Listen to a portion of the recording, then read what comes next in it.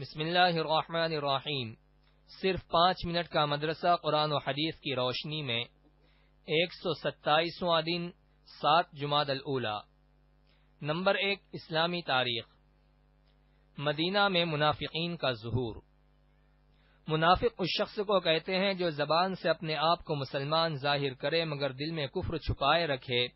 جب مسلمان ہجرت کر کے مدینہ آ گئے تو لوگوں کے ایمان قبول کرنے کی وجہ سے اسلام تیزی سے پھیلنے لگا اور مسلمانوں کو طاقت و قوت حاصل ہونے لگی، تو اسلام اور مسلمانوں سے دشمنی رکھنے والی منافقین کی جماعت ابھر کر سامنے آ گئی، جو مسلمانوں کے طاقت و غلبے اور اپنے ذاتی نفع کے لیے مسلمانوں کے سامنے اپنے ایمان کا اظہار کرتے، مگر جب اپنے کافر دوستوں سے ملتے تو کہتے کہ ہم تو تمہارے ہی ساتھ ہیں۔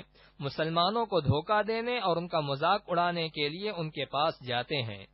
ان کا سردار عبداللہ بن ابی تھا، جس کو مدینہ کا بادشاہ بنا کر تاج پوشی کی تیاریاں کی جا رہی تھیں، مگر حضور صلی اللہ علیہ وسلم کے تشریف لاتے ہی اہل مدینہ نے آپ صلی اللہ علیہ وسلم کو اپنا سردار اور رسول تسلیم کر لیا اور اس کی بادشاہت خطرے میں پڑ گئی۔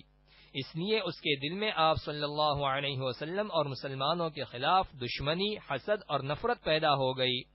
اس کے باوجود حضور صلی اللہ علیہ وسلم اس کے ساتھ حسن سلوک کرتے رہے، جس کے نتیجے میں اس کے بیٹے عبداللہ نے ایمان قبول کر لیا۔ نمبر 2، اللہ کی قدرت۔ گوہ کی خصوصیت۔ گوہ گرگٹ اور چھپکلی کی شکل و صورت کا ایک جنگلی جانور ہے۔ اس کی خاصیت یہ ہے کہ پانی نہیں پیتی اور 700 سال سے بھی زائد زندہ رہتی ہے اور اس کے دانت کبھی نہیں گرتے۔ اس کے تمام دانت ایک دوسرے سے جڑے ہوئے ہوتے ہیں۔ گوہ بہت سے انڈے دے کر زمین میں دبا دیتی ہے اور ان کی نگرانی کرتی رہتی ہے۔ 40 دن کے بعد اس کے بچے نکل آتے ہیں۔ اللہ تعالی نے اپنی قدرت سے کیسی کیسی عجیب قسم کی مخلوق پیدا فرما رکھی ہے۔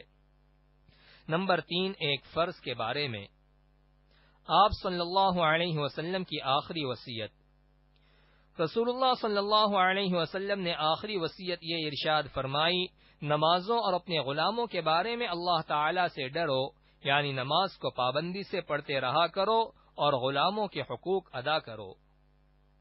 نمبر 4، ایک سنت کے بارے میں۔ کھانا کھاتے وقت ٹیک نہ لگانا۔ رسول اللہ صلی اللہ علیہ وسلم نے فرمایا، میں ٹیک لگا کر نہیں کھاتا ہوں۔ فائدہ، بلا عذر ٹیک لگا کر کھانا سنت کے خلاف ہے۔ نمبر 5، ایک اہم عمل کی فضیلت۔ لوگوں کی ضرورت پوری کرنا۔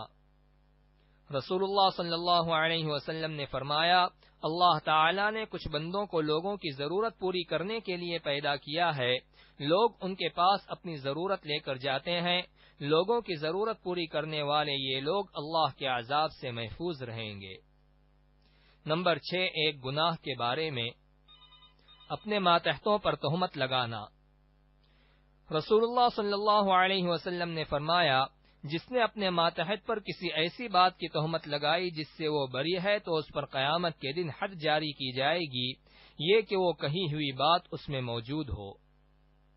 نمبر 7، دنیا کے بارے میں۔ پیٹ بھر کر کھانا کھانا۔ رسول اللہ صلی اللہ علیہ وسلم نے فرمایا، کوئی برتن بھرنے کے اعتبار سے پیٹ سے برا نہیں ہے، یعنی جتنا پیٹ کا بھرنا برا ہے اتنا کسی برتن کا بھرنا برا نہیں ہے، اور چونکہ کھانا ہی پڑتا ہے اس لیے 1/3 پیٹ کھانے کے لیے، 1/3 پینے کے لیے اور 1/3 سانس لینے کے لیے رکھنا چاہیے۔ نمبر 8، آخرت کے بارے میں۔ گنہگاروں کے لیے جہنم کی آگ ہے۔ قرآن میں اللہ تعالی فرماتا ہے، اللہ کا عذاب اس دن ہوگا جس دن آسمان تھر تھر کانپنے لگے اور پہاڑ اپنی جگہ سے چل پڑیں گے۔ اس دن جھٹلانے والوں کے لیے بڑی خرابی ہوگی، جو بےہودہ مشغلے میں لگے رہتے ہیں۔ اس دن ان کو جہنم کی آگ کی طرف دھکے مار کر ڈھکیلا جائے گا اور کہا جائے گا، یہی وہ آگ ہے جس کو تم جھٹلایا کرتے تھے۔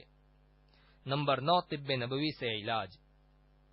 کھجلی کا علاج۔ حضرت انس بن مالک رضی اللہ عنہ فرماتے ہیں کہ رسول اللہ صلی اللہ علیہ وسلم نے حضرت عبد الرحمن بن عوف رضی اللہ اور حضرت زبیر بن ام عوام رضی اللہ عنہ کو کھجلی کی وجہ سے ریشمی کپڑے پہننے کی اجازت مرحمت فرمائی تھی۔ فائدہ، عام حالات میں مردوں کے لیے ریشمی لباس پہننا حرام ہے، مگر ضرورت کی وجہ سے ماہر حکیم یا ڈاکٹر کہے تو گنجائش ہے۔ نمبر 10، قرآن کی نصیحت۔ قرآن میں اللہ تعالی فرماتا ہے، زمین پر اکڑ کر مت چلو، کیونکہ تم نہ تو زمین کو پھاڑ سکتے ہو اور نہ تن کر چلنے سے پہاڑوں کی بلندی تک پہنچ سکتے ہو۔